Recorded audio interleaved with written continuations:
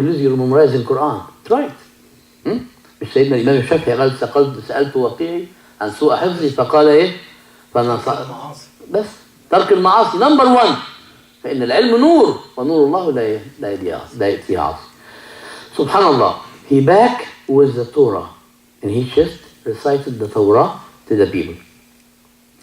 The first story I read it a long time ago, the servant, the lady is a servant, 20 years old. At this time, she was 120 years old. And she got blind. فقالوا أن عزير كان مستجاب الدعوة. In this story, يعني المسؤولية عن الراوي. In this story it says, the lady said she had 120 years old and she got blind. Uzair was from يعني مواصفاته description, he was Allah accepted his dua. So the lady tell him, if you Uzair make dua to Allah, you make me back to I can see. فدعا لها فانكشف عنها فرأت.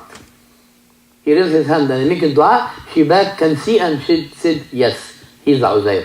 لأنه عاد في سن 40 كما هو لم يتغير. He do not change. The same looking, same age, 40 years. Should she know him? And another Suwaya said, Mom, his mother was alive at this time, and she prescribed him, she's blind, she had under his arm like wahma, black spot, and she started to prescribe to the Al-Uzayr long time ago, and he said, this is the one. فقالوا عزيرا ابن الله. The Jews said Uzair is son of Allah subhanahu wa ta'ala, فكفر والعياذ بالله. Dear brother in Islam, story of Uzair it takes long time. Because if you read the story you're going to find different يعني بيحكوا القصة بطريقة مختلفة شوية different بيسموها ايه يعني different ways. جزاكم الله خير. So but when you read and you explain, you take more than even you speak Arabic and the English, you take more than that. But the beautiful thing in the after Qasat Ibrahim alayhi salam and the Uzair, we don't finish the Uzair yet, you find Sayyidina Ibrahim again asked Allah subhanahu wa ta'ala, show me كيف تحيي الموت. قال ربي أرني كيف تحيي الموت. قال أولم تؤمن. Show me Allah subhanahu wa ta'ala, show me how the dead people he come back life again. It's miracle. سر الحياة يا إخوانا. سر الحياة والثلاثة فيهم أعلم أن الله سبحانه وتعالى إن أراد أن يوصل العلم لأهله وصل. أسرار الحياة لا يعلمها إلا الله سبحانه وتعالى ومن أطلعه الله على هذا السر. سيدنا إبراهيم رأى ملكوت السماوات والأرض. Allah showed him the Milky Way. And also Allah showed him the secret of the life. How the dead people come life. Sayyidina Ibrahim, when you throw him in the hellfire, he do not got burned. Only the handicap, the rope, burned. And he still كان يبص عليه في النار ويقول عايش ماشي رايح جاي سبحان الله جوه النار. The people look at him, he's alive inside the hellfire. Subhanallah. فالله سبحانه وتعالى he asked him question, أولم تؤمن? Your iman, it's missing, يعني you do not believe her? He said no. لكي يطمئن قلبي أي يزداد إيماني. I need to watch it by my own eyes to make my iman very strong. يعني ممارسة. Really, I promise you have an hour. I do one more than 9 o'clock. But wallahi, inshallah, when you have next time to be ready and prepare some issues or subjects, inshallah, we would mention to secret of the life, how Ibrahim alayhi salam, he take the bird, 4 kind of bird. العلماء حددوا الأربع أنواع. And he mix it together after he kill it. He mix it together. The meat. The third, you know, the الشعر الصغير بتاع الفيزر the big one, and you have feather small one. له اسم كده. لما يميكس it يعملوا زي ground beef كده together ويروح على كل جبل each mountain يبود بيس.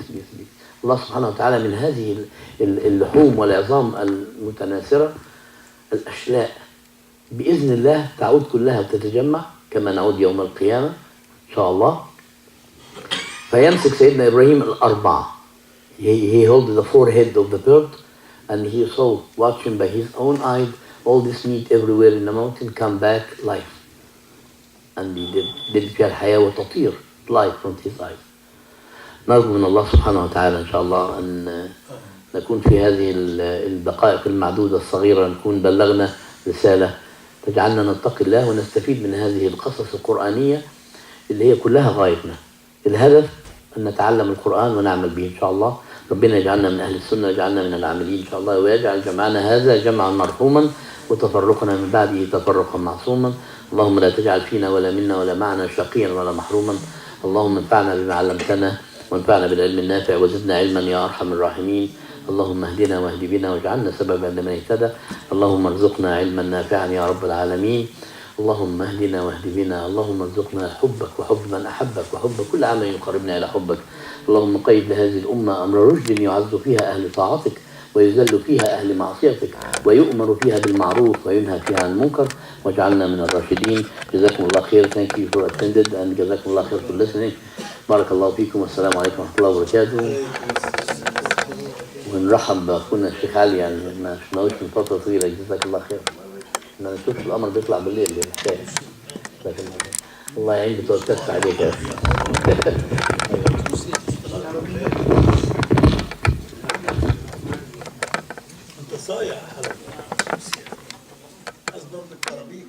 بسم الله الرحمن الرحيم.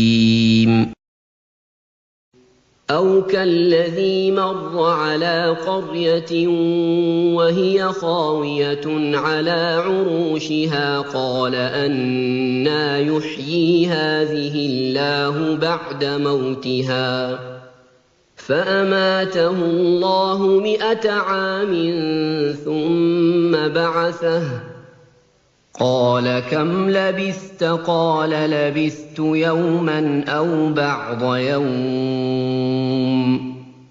قال بل لبثت 100 عام فانظر إلى طعامك وشرابك لم يتسنه وانظر إلى حمارك ولنجعلك آية للناس وانظر إلى العظام كيف ننشزها ثم نكسوها لحما فلما تبين له قال أعلم أن الله على كل شيء قدير.